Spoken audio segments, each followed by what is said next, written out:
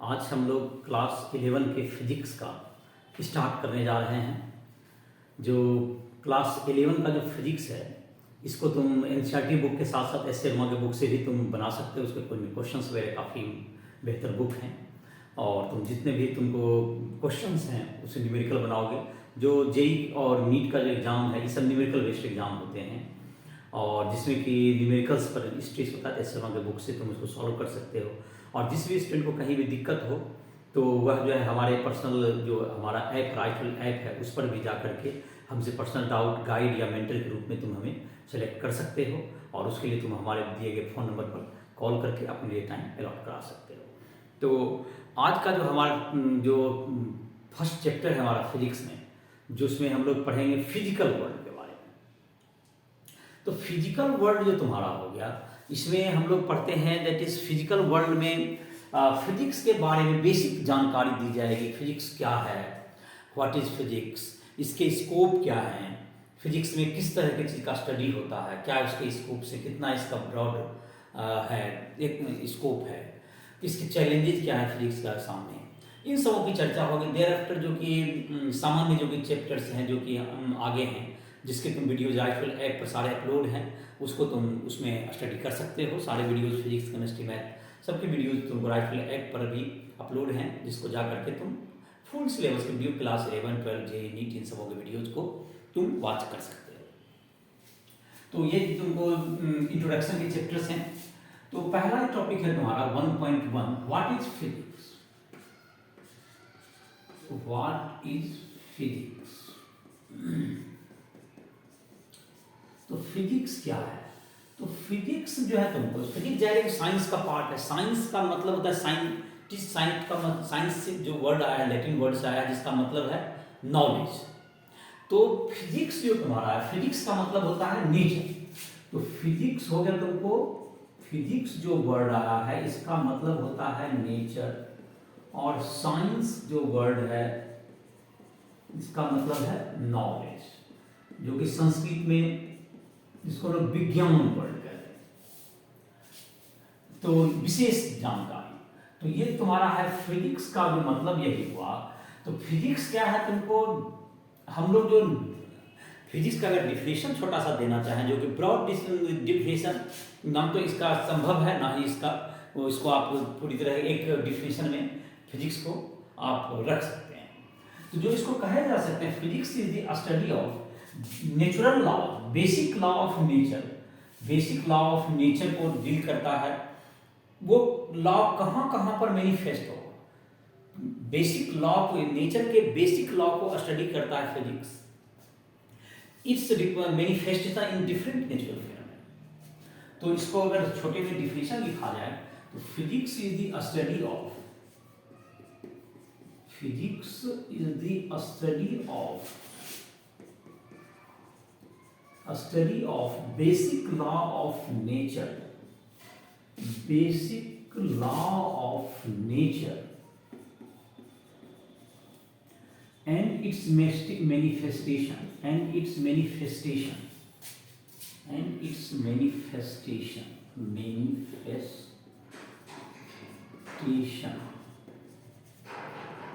in different natural phenomena, different natural phenomena. तो different natural phenomena में जो इसका मैनिफेस्टेशन जहां पे दिखेगा तो बेसिक लॉ को समझना नेचर के, इसी यही क्या करता है कि डिफिनेशन को physics you can write it. और फिजिक्स के जो कि तुम्हारे कुछ वर्ड्स आते हैं जो फिजिक्स का जब आप स्टडी करते हैं तो उसमें जो कुछ वर्ड्स आएंगे दैट इज तुमको फिजिक्स के स्टडी के लिए जो साइंस का जो स्टडी करते हैं उसमें जो है तुमको पहले तो केयरफुल ऑब्जर्वेशन आप करें, सिस्टमेटिक और केयरफुल ऑब्जर्वेशन किसी चीज़ का स्टडी का। साइंस में अगर फिजिक्स में देखना है तो क्या क्या चीज़ एक वर्ड आता है तुमको systematic and careful, systematic and careful observation, careful observation दूसरा हो सकता है इसमें सिस्टमेटिक कंट्रोल्ड एक्सपेरिमेंटेशन करें इसको समझने के लिए, कंट्रोल्ड एक्सपेरिमेंटेशन फिजिक्स के स्टडी के लिए। दूसरा है क्वालिटेटिव एंड क्वांटिटेटिव रीजनिंग, ये सब वर्ड हैं, qualitative and quantitative reasoning, quantitative reasoning. Mathematical modelling, ये सब वर्ड को मैं अभी डील करता हूं। मैथमेटिकल मॉडलिंग, मैथमेटिकल मॉडलिंग तो किसी के जो थ्योरी है उसका फॉल्सिफिकेशन, वेरिफिकेशन, उसका जो है तुमको पहले उसका तुमको वेरिफिकेशन, फॉल्सिफिकेशन, ये सब तुमको जो है फिजिक्स के ये सब तुमको लॉज तुम्हारे जो है, जैसे कि इसमें क्या क्या वर्ड यूज किया गया, कभी भी नेचर को आप सिस्टमेटिक वे में आप ऑब्जर्व, जैसे कि जो हम लोगों ने जो साइंस को स्टार्ट किया, हम लोग नेचर में देखते हैं कि ट्विंकलिंग ऑफ स्टार ट्विंकल कर रहे हैं, डे एंड नाइट का जो पैटर्न आ रहा है, इसको हम लोग केयरफुली हम लोग ऑब्जर्व करते रहे हैं नेचर को। नेचर में जैसे कि तुम्हारा टाइल्स आ रहा है, एक रेगुलर इंटरवल पे आता है, day and night regular interval पे हो रहा है, जो वेदर है तुमको जो ये भी क्या होते हैं तुमको विंटर, समर, रेनी सीजन, ये सब एक सिस्टमेटिक वे में आते रहता है, एक पैटर्न में आता है। तो इन सबों का स्टडी हो गया और इसके आधार पर हम लोग नेचर के लॉ को समझने का कोशिश करते हैं और इसके समझने के लिए कुछ एक्सपेरिमेंट भी उसको और बेसिक क्या ये हर जगह लागू होता है, उसको आप एक लेबोरेटरी में जाकर उसको एक्सपेरिमेंट करके आप देखते हैं। उसकी क्वालिटेटिव मतलब उसके अंडरस्टैंडिंग, थियोरेटिकल अंडरस्टैंडिंग, क्वांटिटेटिव उसके जो है तुमको मैथमेटिकल फार्मूलाज, उसके द्वारा मैथमेटिकल कोई मॉडल बना के उसको स्टडी करना, किसी थ्योरी को पहले प्रिडिक्ट करना, प्रिडिक्शन भी है इसमें कर सकते हैं एक वर्ड प्रिडिक्शन, उसका फिर उसको वेरीफाई करना, उसके जो है तुमको अगर वह वेरीफाई करने के दौरान कभी कभी ये फॉल्स भी हो जाएगा, तुम्हें वेरीफाई अगर कर रहे हैं तो फॉल्सिफिकेशन। तो ये सब मैथमेटिक्स जो फिजिक्स के हैं ये सब बेसिक जो है तुमको आइडियाज है जिसके आधार पर फिजिक्स की पढ़ाई होती है। जैसे हमने फिजिक्स के जो नेचर के जो कुछ अभी एग्जांपल्स दिए उसमें और भी ऐड किए जा सकते हैं, ट्विंकलिंग ऑफ स्टार के साथ जैसे रेनबो दिखना, तो ऐसे नेचर में बहुत से तुम्हारे जो फेनोमेनन है जिसको हम लोग केयरफुल ऑब्जर्वेशन करते हैं और उसके आधार पर उसके पैटर्न को समझते हुए धीरे धीरे हम लोग का जो साइंस का या फिजिक्स का क्या होता गया, डेवलपमेंट होता गया। लेकिन फिजिक्स का जो लॉज दिए जाते हैं ये लॉ ऐसा नहीं है कि ये लॉ कुछ तो जो ऑब्जर्वेशन के कुछ ऑब्जर्वेशन के आधार पर कुछ लोगों ने लॉ प्रेडिक्ट किया, तो इस लॉ को आगे आने वाले उस सारे ऑब्जर्वेशंस में जितने भी जैसे जैसे सोसाइटी आगे बढ़ता है उसकी जो है तुमको प्रिसीजन, जो एक्सपेरिमेंट आप कर रहे हैं उसकी प्रिसीजन बढ़ती है।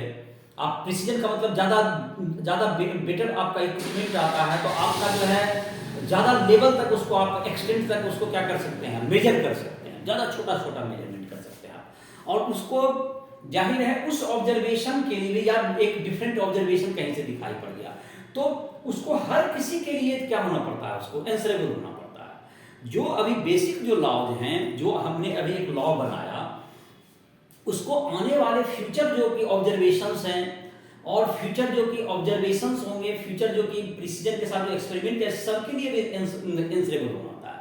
तो इसका मतलब कि फिजिक्स कोई स्टैटिक चीज नहीं है, फिजिक्स इज डायनामिक। इसीलिए कहते हैं फिजिक्स को, आपके लॉ को, फिजिक्स इज डायनामिक।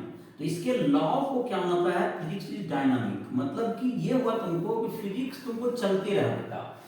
डायनामिक मतलब चलना, तो फिजिक्स मतलब स्टैटिक नहीं है। कोई भी लॉ जब बना तो उसको आगे आने वाले ऑब्जर्वेशंस के लिए किसी भी ऑब्जर्वेशन के लिए को डिफाइन करना होगा। अगर वो नहीं कर पाएगा उस लॉ में मॉडिफिकेशन की जरूरत पड़ेगी, या नहीं तो उस लॉ को के लिए बजाय दूसरे लॉ की जरूरत पड़ जाएगी। जैसे इस बात को समझें तो जैसे कुछ एग्जांपल के द्वारा कर सकते हैं। एक तो मतलब द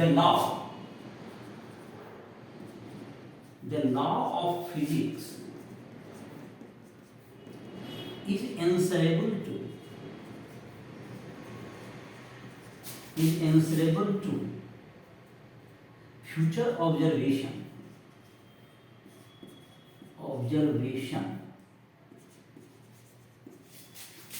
and experiment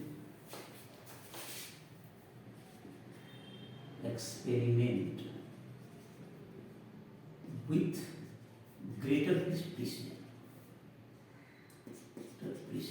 आप बेहतर एक्सपेरिमेंट का कुछ सेटअप आ गया, उसके लिए भी इसको आंसरेबल होना पड़ता है। तो अगर इसको ये कहीं पर अगर तुमको अगर कोई लॉ हमने बनाया जो अभी के ऑब्जर्वेशन जितने हैं उसके आधार पर लोगों ने उसे एक्सेप्ट भी किया, लेकिन अगर भविष्य में कोई ऐसे ऑब्जर्वेशन आते हैं जिसको कि यह लॉ अगर सही से क्या नहीं कर पा रहा है, तो डील नहीं कर पा रहा है, इस लॉ में कुछ चेंजिंग की जरूरत पड़ेगी, इस लॉ में कुछ चेंजिंग की जरूरत पड़ेगी।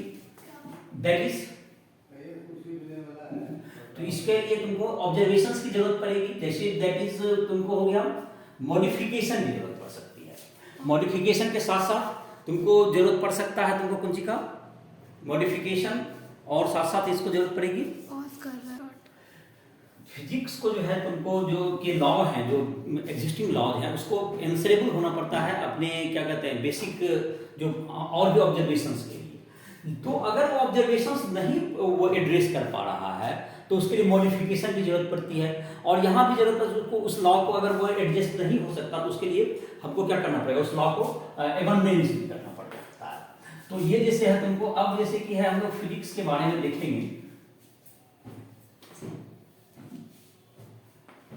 तो फिजिक्स में जैसे कि है तुमको लॉ को क्या करें, तो उसका जैसे कि कुछ एक एग्जांपल बता रहे थे कि जैसे केपलर का लॉ है, केपलर का नाम सुना होगा, उसके पहले कोपरनिकस का भी नाम सुना होगा। तो कोपरनिकस ने एक लॉ दिया था और कुछ ऑब्जर्वेशन जो किए गए थे जो प्लेनेटरी मोशन के बारे में, उसके आधार पर जो कि लॉ दिया गया था कि तुमको सभी प्लेनेट सन के अराउंड में क्या करते हैं, रिवॉल्व करते हैं।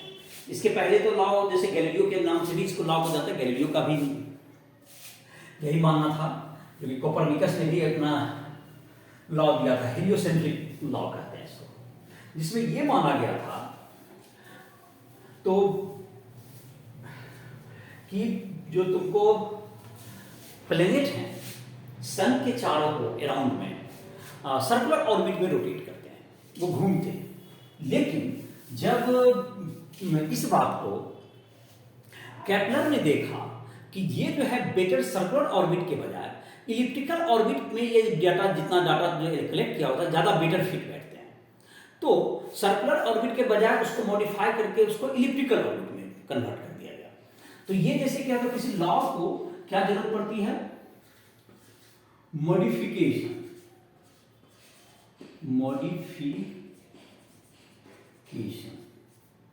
इस लॉ को मॉडिफिकेशन की जरूरत पड़ेगी।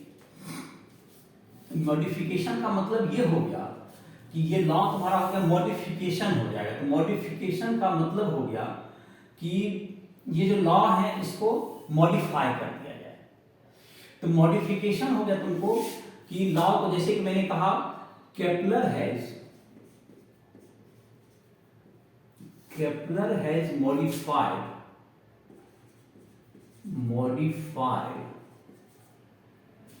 circular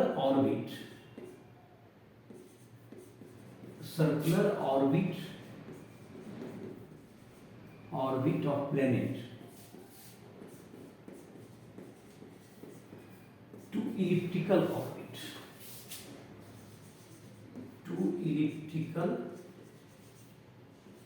orbit, तो ये कोपरनिकस जो कि मानते थे कि जो प्लेनेट हैं सन के अराउंड में, यहाँ सन है, ये सर्कुलर ऑर्बिट में घूमते हैं। ये सर्कुलर ऑर्बिट हुआ, ये सन हो गया और ये प्लेनेट है, ये सर्कुलर ऑर्बिट हो गया। सर्कुलर ऑर्बिट बाय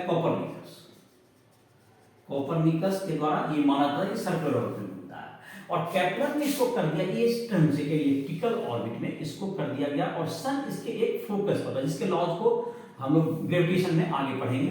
तो ये तुमको इसका एलिप्टिकल ऑर्बिट हो गया, ये तुमको यहाँ पे सन है ऐसा करना है, और प्लेनेट इसमें इस ऑर्बिट में क्या हो रहा है, घूम रहा है।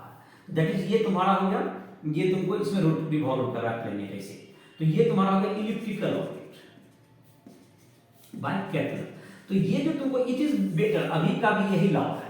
तो जब ये डाटा प्रॉपर्टी का इस पे मॉडिफाई कर दिया गया और ये डाटा एडजस्टेबल हो गया, तो ये लॉ को मतलब कि मॉडिफिकेशन की जरूरत पड़ती है। एक तो मॉडिफिकेशन की कभी भी जरूरत पड़ सकती है अपने ऑब्जर्वेशंस या उसके एक्सप्लेनेशन को चेंज करने के लिए। दूसरा हो सकता है कि ये लॉ जो कि ऐसे भी बहुत से आते हैं नौबत कि जो एग्जिस्टिंग लॉ है वह उसको एक्सप्लेन ही नहीं कर पा रहा, अनेबल है, तो उसको आपको उसको अबेंडन करना होगा।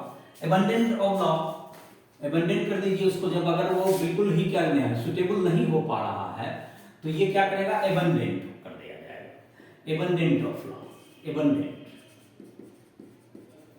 तो अगर जो एग्जिस्टिंग लॉ है वो तुमको जैसे कि एग्जांपल के रूप में कह सकते हैं कि जो कि हम लोग न्यूटन्स लॉज ऑफ मोशन, जो काफी सक्सेसफुल लॉ है तुम्हारा, 3 लॉ जो क्लास 9 में भी पढ़े होंगे। तो ये लॉ तुमको अभी भी काफी एक्सेप्टेबल है। क्लास 11 में भी हम लोग पढ़ेंगे इस लॉ को और डिटेल में, जो आगे आने वाले चैप्टर्स में है।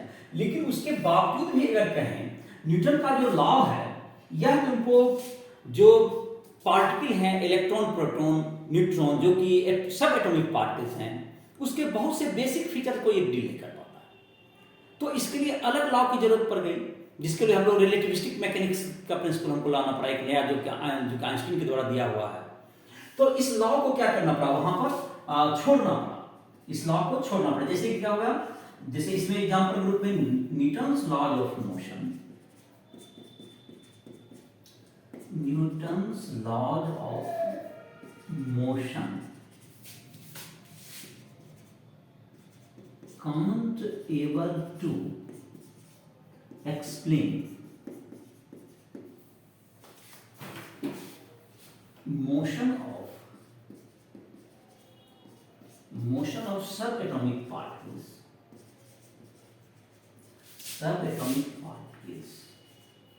like electron,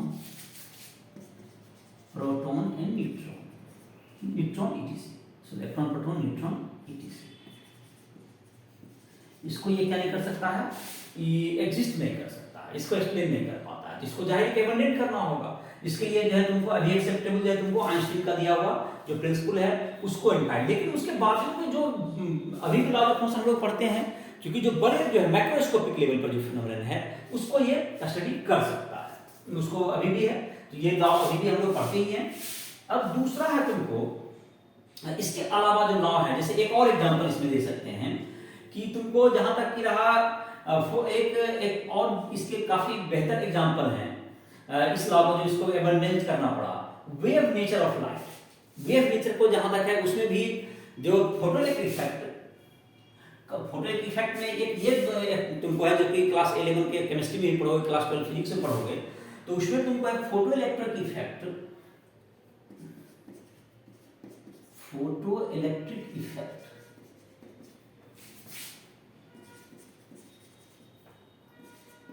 doesn't explain by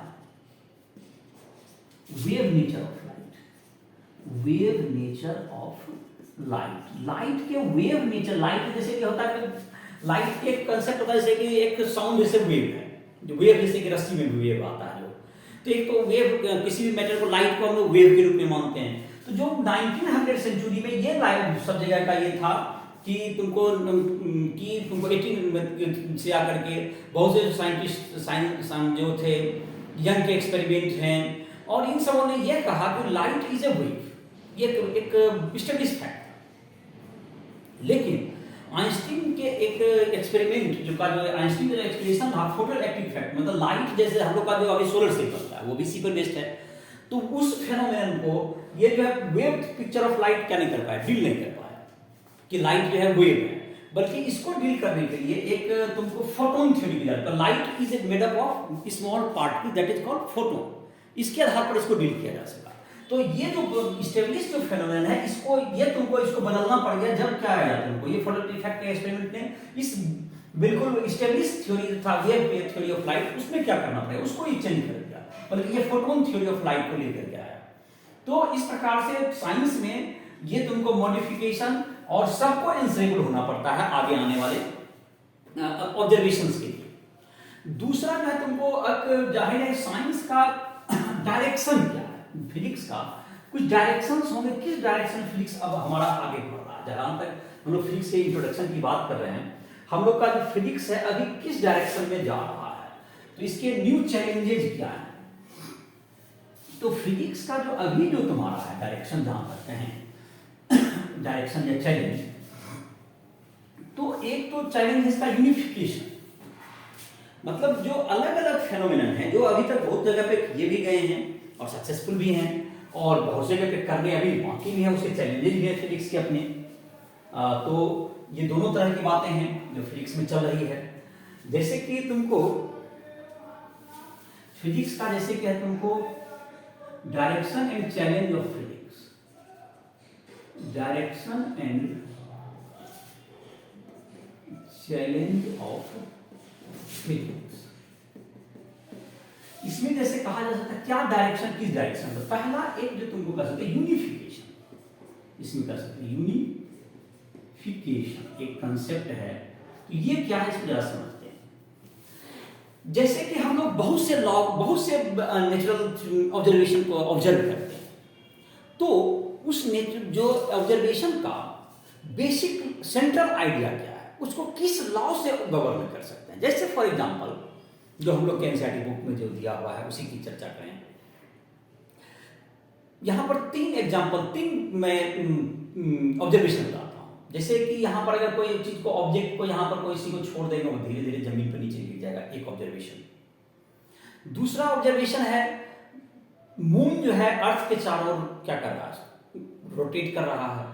second observation, earth plane सन के अराउंड में क्या कर रहा है, रोटेट कर रहा है। ये ऑब्जर्वेशन है जिसके कारण सीजन हो रहे हैं, डे एंड नाइट हो रहे हैं, जो कि मून के कारण हो रहे हैं।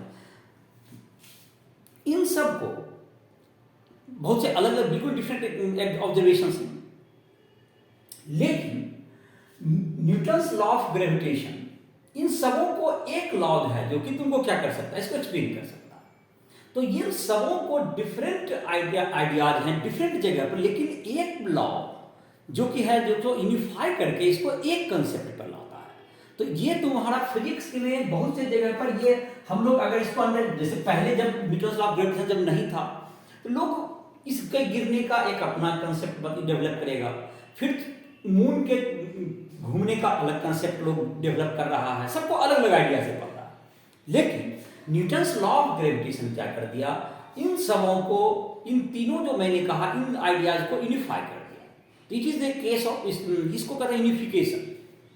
ये तुम्हारा यूनिफिकेशन था, जिसको मैं लिख देता हूं Newton's law of gravitation, Newton's law of gravitation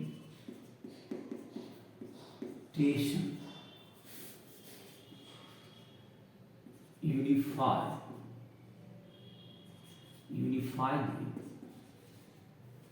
falling of apple, मतलब ये सब जो कंसेप्ट है तुम्हारा apple comma revolution of moon around earth comma revolution of earth around sun, तो सन के चारों घूमना, इन सबों को क्या कर दिया, ये इसको एक यूनिफाई कर दिया। तो ऐसे तुमको अब जैसे कि अभी भी साइंस में, जैसे कि हम लोग जो आगे के टॉपिक में आगे के टॉपिक्स में हम लोग पढ़ेंगे, ये तुमको इसी चैप्टर में लॉ में, मतलब कि नेचर में 4 टाइप के फोर्सेस की चर्चा की गई है, जिसके तो उसको भी यूनिफाई करने के प्रयास क्या है, ये भी जारी है। ये इसके चैलेंज भी है फिजिक्स के, तो कि इसको और भी चीज जो कंसेप्ट है उसको कैसे यूनिफाई किया जाए। दूसरा जो कंसेप्ट इसकी चर्चा की जा सकती है रिडक्शनिज्म,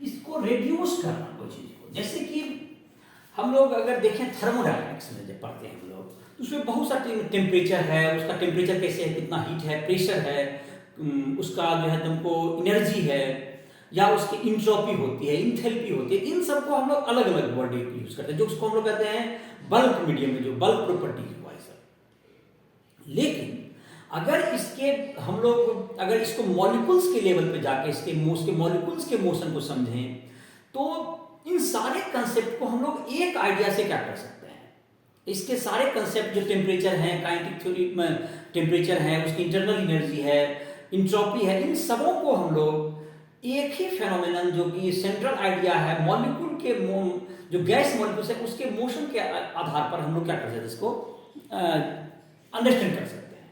तो इस चीज को जैसे कि हम लोग एटम्स वगैरह में भी आते हैं, बहुत से फेनोमेनन को हम लोग अगर एटम्स, न्यूक्लियस, इन सबों को समझें तो सारे फेनोमेनन उसी से जुड़े हुए हैं। तो रिडक्शनिज्म का मतलब ये हो गया तुम्हारा कि रिडक्स मतलब कि कंसेप्ट को रिड्यूस कर देना और सबको एक छोटे लेवल पर आकर के उसको अंडरस्टैंड करना, और सारे लॉ तो उसी से जाहिर है, जैसे हर मैटर एटम से बना हुआ है। तो एटम को अगर समझें तो बहुत सारे फेनोमेनन को, एटम्स, मॉलिक्यूल्स, इन सबों का, उसके मोशन, इन सबों को अंडरस्टैंड करके हम सारे जो थ्योरीज हैं उसको हम क्या कर सकते हैं, डील कर सकते हैं। तो ये चीज को रिडक्शन। और जहां तक इसका हो गया तुमको the different phenomena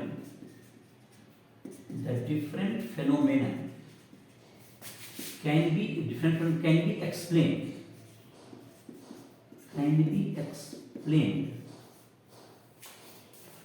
on the basis of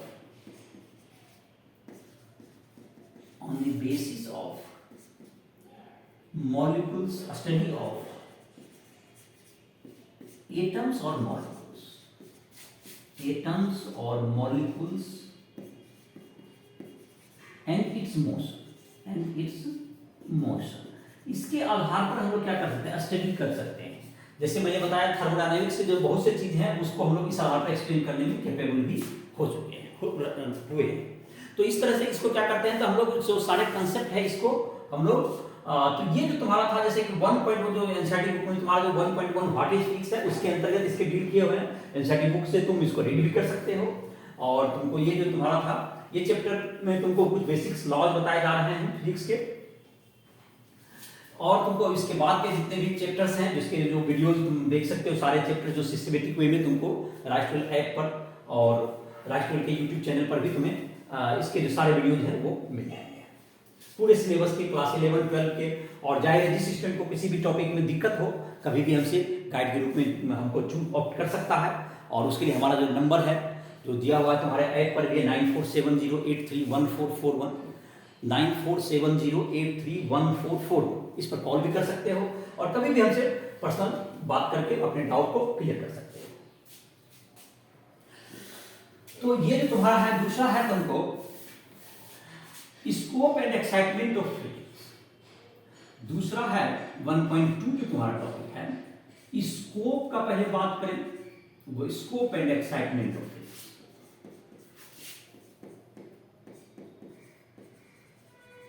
scope and excitement of physics ये टॉपिक का नाम है तुम्हारा। तो फिजिक्स का स्कोप क्या है? स्कोप जहां तक है ये ब्रॉड स्कोप है। एक तो होता है microscopic level, small scale, microscopic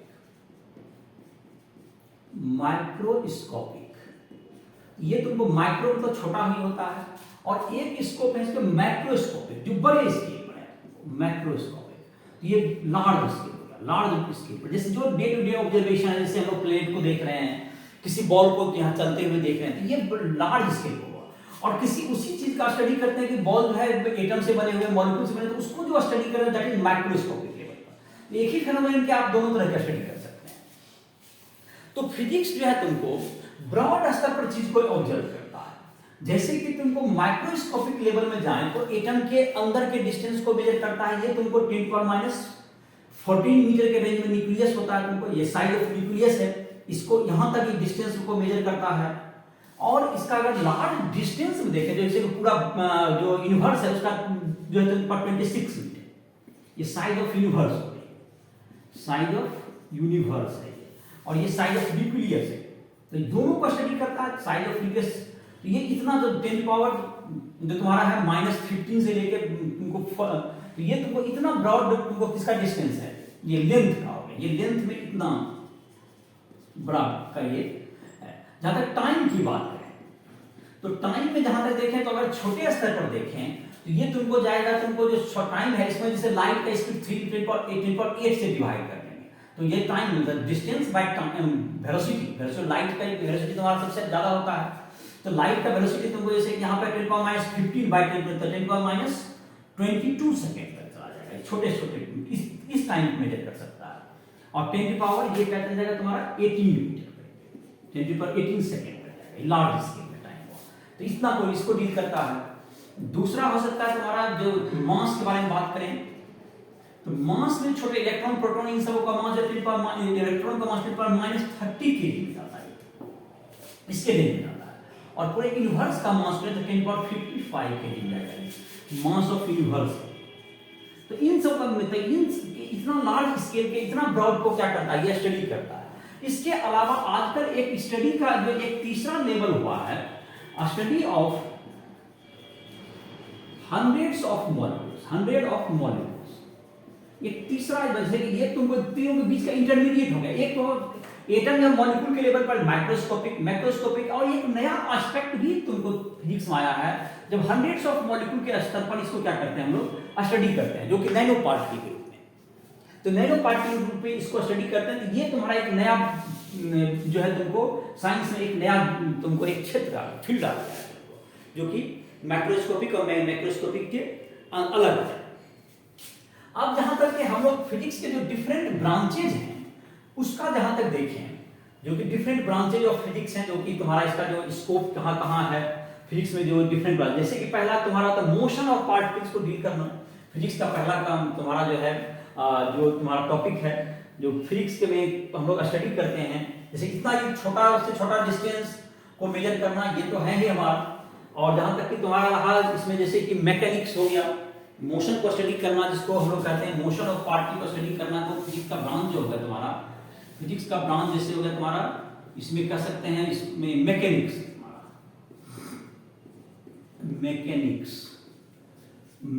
में आ जाएगा तुमको स्टडी ऑफ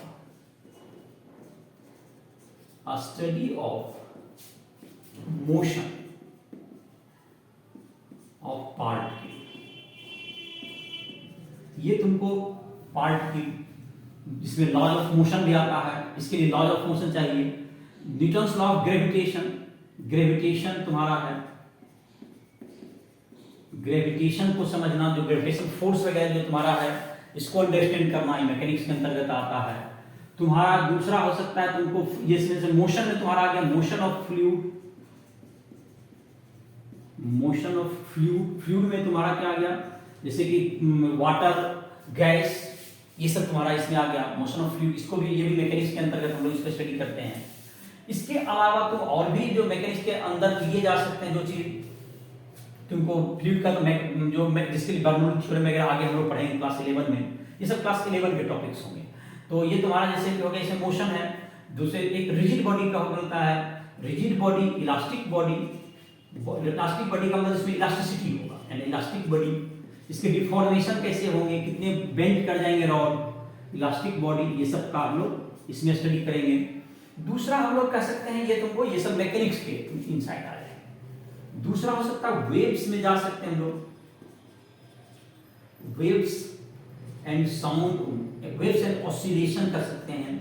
ऑसिलेशन एक तरह से मोशन ही हुआ, तो मोशन के अंदर ये मैकेनिक्स में ही आ जाएगा प्रॉब्लम। ये वेव्स जैसे तुमको साउंड वेव आ गया तुम्हारा, इसमें साउंड वेव अगर आ गया, साउंड वेव ये हो गया तुम्हारा। तीसरा हो सकता है तुमको थर्मोडायनामिक्स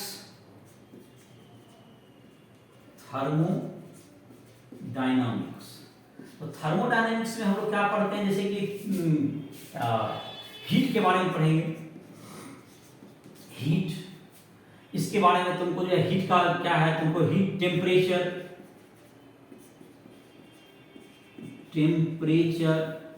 जैसे हीट इंजन आएगा, तुमको हीट इंजन के बारे में पढ़ना। रेफ्रिजरेशन, ये सब तुमको थर्मोडायनेमिक्स के अंतर्गत आते हैं। ये जो तीनों तुम्हारा है, ये तुमको हो गई इसका फिजिक्स का ये ब्रांच है। उसके बाद दूसरा ब्रांच हो सकता है इलेक्ट्रोमैग्नेटिज्म।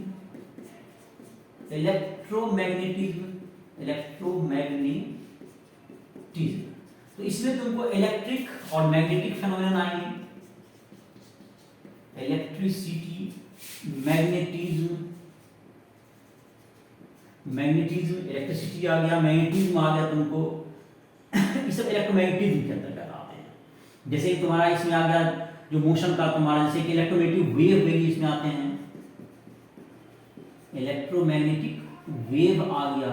जैसे कि तुम्हारा कहते हैं अल्टरनेटिंग करंट बनाना आपका आ गया। तो ये सब तुमको इसके जो है फेनोमेनन है। पार्टिकल, चार्ज पार्टिकल का मोशन ऑफ चार्ज पार्टिकल, तो चार्ज पार्टिकल के बारे में स्टडी किया जाता है इसमें इलेक्ट्रोमैग्नेटिक। इसी से रिलेटेड एक तुम्हारा दूसरा कहते हैं ऑप्टिक्स। ये लाइट जिसको लाइट कह सकते हो, इसको लाइट के बाद, लाइट भी एक इलेक्ट्रोमैग्नेटिक वेव है। ये दोनों जो पार्ट अभी हैं यूनिफाइड हो चुके हैं। ये सब जो थ्योरीज जैसे इलेक्ट्रिसिटी, मैग्नेटिज्म के भी थ्योरी सेम हो चुके हैं। लाइट भी एक इलेक्ट्रोमैग्नेटिक वेव है। तो ये सब जैसे मैंने अभी जो एक कहा था चैलेंज, जो फिजिक्स का जो डायरेक्शन है इसको यूनिफाई करना, इन सबों को यूनिफाई किया जा चुका है सब थ्योरीज को। उसके बाद जो तुम्हारा कह सकते हैं जो कि हमारा है तुमको जो सबसे जो कि मॉडर्न जो हमारा है जो कंसेप्ट है एटम्स, एटम्स एंड न्यूक्लियाई। तो ये सब तुम्हारा है जो कि इसको एटम्स, न्यूक्लियाई इसका स्टडी करना माइक्रोस्कोपिक लेवल पर सब, जिससे जो कि सभी को क्या करेगा, रिड्यूस करेगा हर कंसेप्ट को। तो ये जो फिजिक्स के स्कोप है। तो जहां तक कि जो तुम्हारा फर्स्ट जो थ्री है तुमको मैकेनिक्स, तुमको क्लास 11 के पूरे टॉपिक्स हैं जो हम लोग स्टडी करेंगे। वेव्स भी क्लास 11 में आएंगे और थर्मोडायनामिक्स, ये तीनों जो तुमको है फर्स्ट थ्री ये तुमको क्लास 11 में पढ़ेंगे। और जो लास्ट थ्री हैं दैट इज DEF, वो तुम्हारा इलेक्ट्रोमैग्नेटिज्म, ऑप्टिक्स और तुमको जो एटम्स, न्यूक्लियाई, इन सबों के बारे में हम लोग क्लास 12 में पढ़ेंगे। तो तीन टॉपिक जो तुम्हारा है क्लास 11 के फिजिक्स के टॉपिक हैं, क्लास 12 के ये टॉपिक्स हैं। ये तुम्हारा हो गया स्कोप, हो गया तुम्हारा क्या क्या है इसका स्टडी का। हम लोग इसमें भी उसको कैसे हम लोग पढ़ाई करेंगे उसको मैंने बताया। इसके बाद एक वर्ड है जिसको हम लोग समझते एक्साइटमेंट। ये तो भाई स्कोप ऑफ फिजिक्स का स्टडी करने के। इसके अलावा एक वर्ड है तुमको एक्साइटमेंट क्या है। तो फिजिक्स का जहां तक है इसका जो दायरा है एक्साइटमेंट का, फिजिक्स में जब हम लोग पढ़ते हैं तो किसी थ्योरी को हम लोग क्या करते हैं, किसी थ्योरी को जब हम लोग किसी ने हमें बताया ऐसा होता है, तो एक काफी जो फिजिक्स का जो तुम्हारा होता है कि एक एक्साइटमेंट की बात यह है कि जो डिफरेंट फेनोमेनन हैं, जो ब्रॉड फेनोमेनन है काफी ज्यादा, उन सबों को एक लॉ से हम लोग गवर्न करने की कोशिश करते हैं। ये खूबसूरती है फिजिक्स। फिजिक्स क्या करता है, फिजिक्स एक बेसिक लॉ बनाता है जिससे कि नेचुरल फेनोमेनन को हम लोग डील कर पाए और उसको यूनिफाई करता है। ये एक्साइटमेंट ऑफ फिजिक्स है। दूसरा इसका एक्साइटमेंट क्या है कि यह तुमको कोई भी जो पर्सन है उसको एक्सपेरिमेंट के द्वारा उसको क्या कर सकता है, उसको जस्टिफाई कर सकता है और उसको कंट्राडिक्ट कर सकता है। और उसके लिए भी एक्सपेरिमेंट कीजिए और किसी भी थ्योरी को आपको लगता है उसको रिफ्यूट कर सकते हैं बिल्कुल कि मतलब ये थ्योरी रॉन्ग है, उसके लिए आप एक्सपेरिमेंट के द्वारा आपका रिजल्ट जो है उसको क्या कर सकता है, किसी भी एग्जिस्टिंग थ्योरी को आप चैलेंज कर सकते हैं। ये फिजिक्स क्या है, या तो वो वेरीफाई होंगे। कितनी बार ये भी हुआ है साइंस में कि उस थ्योरी को किसी ने वेरीफाई करने का कोशिश किया तो उसको जो है तुमको वह जहां तक है वो क्या हो गया, गलत हो गया। जैसे मैं ये कहना चाहता हूं एक्साइटमेंट में, एक्साइटमेंट के अंतर्गत ये तुमको मैंने कहा कि फिजिक्स क्या है, तुमको फिजिक्स यूनिफाई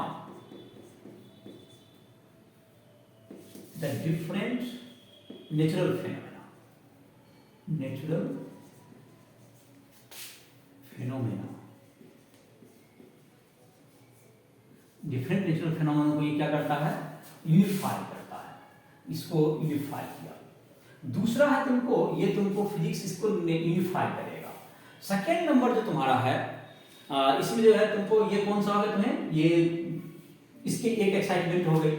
दूसरा है कि तुमको किसी एक्सपेरिमेंट के द्वारा इसको क्या करना, इसको जस्टिफाई करना। ये इसको 1 दें, इसको 2 नंबर देंगे। Justify the justify or verify the law by experimentation, by experimentation के द्वारा इसको क्या करना, वेरीफाई या इसको रेप्यूट करना या वेरीफाई करना। तीसरा क्या हो सकता है, फॉल्सिफिकेशन। तो इस लॉ को क्या करना, लॉ को रेप्यूट करना, इसको लॉ को फॉल्स करना, फॉल्सिफिकेशन या मतलब क्या करना, इसको गलत ठहराना। जैसे मैं अभी बता रहा था एग्जांपल के रूप में, कुछ बार ऐसे भी होते हैं जबकि तुमको इस लॉ को क्या किया जा रहा है, प्रूव करने की कोशिश किया जाए। जैसे कि तुम्हारा जो क्लास 9 में पढ़ा होगा, जो क्लास 11 में भी एटम्स में पढ़ोगे, कि तुमको या पढ़ा होगा एटम्स, जो फर्स्ट चैप्टर केमिस्ट्री के, उसके भी तुम वीडियो जो है राइटल ऐप पर अपलोड है, उसको भी तुम ऑब्जर्व कर सकते हो। जिस बात की मैं चर्चा करता मैं उसे मैं बता रहा हूँ। पहले जो तुमको इलेक्ट्रॉन की डिस्कवरी की गई है जे थॉमसन के द्वारा, और उसके बाद जे थॉमसन ने एटम के लिए भी एक मॉडल दिया था, जैसा कि तुमने क्लास 9 में भी पढ़ा होगा, जिसको हम बोलते हैं प्लम पडिंग मॉडल, जो तरबूज के जैसा। तो वो क्या होता है तुमको कि जो उसका कहना था, कि जो थॉमसन का कहना था कि सब जगह पे प्लस माइनस चार्ज क्या होते हैं इसमें एटम में यूनिफॉर्मली डिस्ट्रीब्यूटेड होते हैं। तो रदरफोर्ड के अल्फा पार्टिकल स्कैटरिंग एक्सपेरिमेंट से ये पता चला कि ये जो मॉडल है ये रॉन्ग है। तो इस बात को क्या किया उन्होंने, फॉल्सिफाई कर दिया। तो इस बात का मतलब कि पहले जो मॉडल था, जो कि वाटरमेलन का मॉडल बाय थॉमसन, इसको किन्होंने, जबकि अल्फा पार्टिकल स्कैटरिंग एक्सपेरिमेंट, इसको क्या किया, इसको जो है गलत ठहराया। और उन्होंने जो है तुमको बताया कि एक न्यूक्लियस, उन्होंने देखा कि ये तुमको रदरफोर्ड एक्सपेरिमेंट के आधार पर उन्होंने कहा कि यहाँ पर एक न्यूक्लियस होता है और इसके चारों ओर क्या होते हैं, इलेक्ट्रॉन होते हैं। ये रदरफोर्ड ने इस मॉडल को प्रस्तुत किया। तो जाहिर है कि ये जो मॉडल है तुमको, इसके द्वारा इस एक्सपेरिमेंट ने, रदरफोर्ड के अल्फा पार्टिकल एक्सपेरिमेंट ने इस थॉमसन के इस मॉडल को, कि सब जगह जो है वाटरमेलन की तरह मॉडल जो एटम होता है उसको फॉल्सिफाई कर दिया। तो ये तुमको क्या है, ये तो किसी भी एक्सपेरिमेंट के द्वारा कितनी बार तो ऐसा भी हुआ कि जिस साइंटिस्ट को ये लग रहा है कि ये मॉडल सही है, उसको उन्होंने गलत करने का कोशिश की, उसको जब एक्सपेरिमेंट किया तो उसको गलत पाया गया। इसका उल्टा भी हुआ। कुछ लोगों ने फोटोइलेक्ट्रिक इफेक्ट, जो तुमको एक बिल्कुल चैलेंजिंग रहा, जो कि वेव थ्योरी ऑफ लाइट को रिपीट को हटा दिया, उसके कंसेप्ट को लोगों ने उसको डिस्प्रूव करने की कोशिश किया फोटोइलेक्ट्रिक इफेक्ट है। लेकिन उसका जो है तुमको उसके बाद उसको गलत ठहराने के बजाय वो और भी वो सही उसमें साबित हुआ। तो इस प्रकार से ये तुमको इसके फिजिक्स के क्या है, ये एक्साइटमेंट है कि आप अलग अलग चीज को ऑब्जर्व कर सकते हैं। फिजिक्स में जैसे कुछ और वर्ड्स आते हैं जो एक हम लोग कहते हैं हाइपोथेसिस। फिजिक्स के जो है वर्ड है, जैसे फिजिक्स में आगे कैसे बढ़ते हैं, तो ऐसा नहीं कि हर चीज को कोई वेरीफाई या एक्सपेरिमेंटली प्रूव कर सकते हैं। आप उसको एक्सपेरिमेंटली वेरीफाई कर सकते हैं, उसको प्रूव नहीं कर सकते। जैसे उसका भी अपना एक महत्व है। जब तक कोई थ्योरी ऐसा हो जिसको कि ऐसा जरूरी नहीं है कि, जैसे हाइपोथेसिस कहते हैं,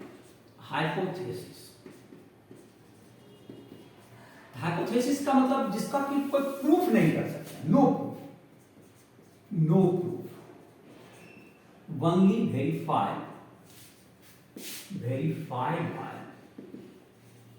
only verified bye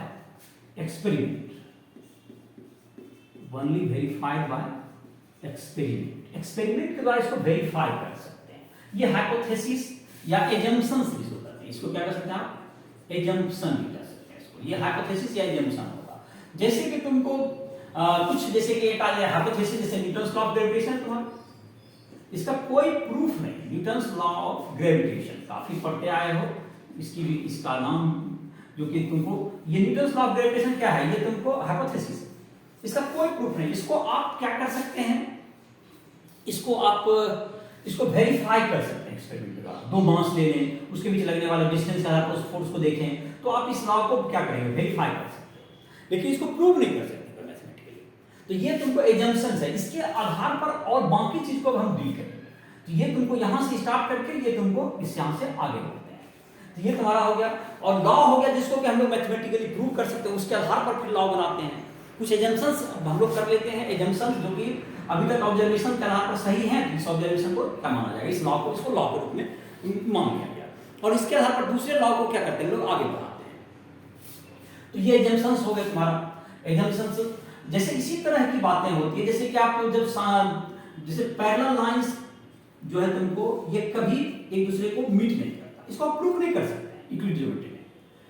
parallel line doesn't intersect each other, ये एजम्पशंस है, ये तुमको बिल्कुल जो विजिबल है, सारे फैक्ट हैं, लेकिन ये एक्सियोम्स हैं जो कि तुमको इसको मान लिया गया है इसको, और इसी के आधार पर सारा यूक्लिड ज्योमेट्री आगे बढ़ता है। तो ये एजम्पशंस कराते हैं। जैसे कि अभी हमने कहा था कि लॉज ऑफ मोशन को, जो कि हम लोग एटम्स वगैरह के या इलेक्ट्रॉन प्रोटॉन के मोशन को न्यूटन्स लॉ ऑफ मोशन के द्वारा हम लोग बहुत से उसके फीचर्स को डील नहीं कर सकते हैं। तो उसके लिए जो तुमको आइंस्टीन का जो मैकेनिक्स आता है, दैट इज रिलेटिविस्टिक मैकेनिक्स का जो प्रिंसिपल, वो भी दो एजम्पशन की बात करता है। Assumption of Einstein in relativistic mechanics, relativistic जो मैकेनिक्स है उसमें कहता है दो एजम्पशन है, उसका जो एजम्पशन है तुमको कि एक तो speed of light is constant, light is constant, ये तुमको स्पीड ऑफ लाइट किसी भी चीज पे ये कांस्टेंट रहता है, एक एजम्पशन।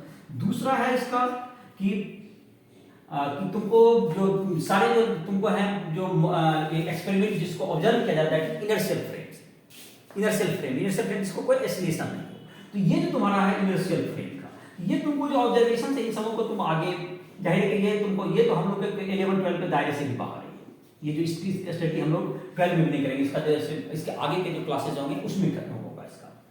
तो ये सब तुमको इसके एजम्पशंस हैं। तो ये एजम्पशन के आधार पर उन्होंने मतलब कि इसको क्या क्या है, तो जिस एजम्पशंस को आप प्रूव नहीं कर पाएंगे और उसके आधार पर दूसरे जो थ्योरीज हैं उसको प्रूव किया था। आइंस्टीन की जहां तक बात रही, उन्होंने फोटोइलेक्ट्रिक इफेक्ट का जो एक्सप्लेनेशन था उसमें, और रिलेटिविस्टिक मैकेनिक्स जो कि ये सब तुम्हारा दिया, और इसके अलावा और भी जो उनके वर्क रहे जो कि तुमको जो पिछले सेंचुरीज के ये तुमको सबसे जो one of the greatest scientist में इनको कंसिडर किया जाता है, और सबसे अधिक देखें न्यूटन और आइंस्टीन, ये दोनों फिजिक्स के सबसे बड़े साइंटिस्ट रहे हैं जिनको रिगार्ड किया जाता है। तो ये तुम्हारा हो गया जो कुछ एजम्पशंस के बारे में बात, और ये तुम्हारा स्कोप, एक्साइटमेंट, एजम्पशंस कैसे कैसे फिजिक्स में आगे बढ़ते हैं। दूसरा है तुमको, हम लोग अब 1.3 की ओर चलें तो उसमें है तुमको फिजिक्स, टेक्नोलॉजी एंड सोसाइटी। तो फिजिक्स से जो है तुमको फिजिक्स, टेक्नोलॉजी एंड सोसाइटी, तो ये तुमको इसका जहां तक इसके जो बाकी जो लेक्चर्स हैं इस चैप्टर के हम लोग नेक्स्ट वीडियो में लेंगे। तो इस वीडियो में यहाँ पर ही हम लोग समाप्त कर रहे हैं, और किसी भी स्टूडेंट को जो है किसी भी टॉपिक को, फिजिक्स, केमिस्ट्री या मैथ किसी टॉपिक पर हमसे बात करना हो तो हमारे फ़ोन नंबर 9470831441 पे कल कॉल करके हमसे डायरेक्ट बात कर सकते हैं। आप किसी भी टॉपिक पे कोई भी क्वेश्चन नहीं बन रहा हो, किसी भी में दिक्कत हो तो वो हमसे बात कर सकता है। और सारे वीडियोज़ हमारे तुम्हारा राइट विल यूट्यूब चैनल और राइट विल ऐप पर, और उसमें लाइव क्लासेस की सुविधा भी है ऐप पर, वहाँ करके तुम अपना लाभ उठा सकते हो। इसके अलावा पर्सनल डाउट के लिए तुम हमसे संपर्क भी कर सकते हो और हमें गाइड और मेंटर रूप में ऑप्ट भी कर सकते हो। तो इसी साथ इस लेक्चर को समाप्त करना है।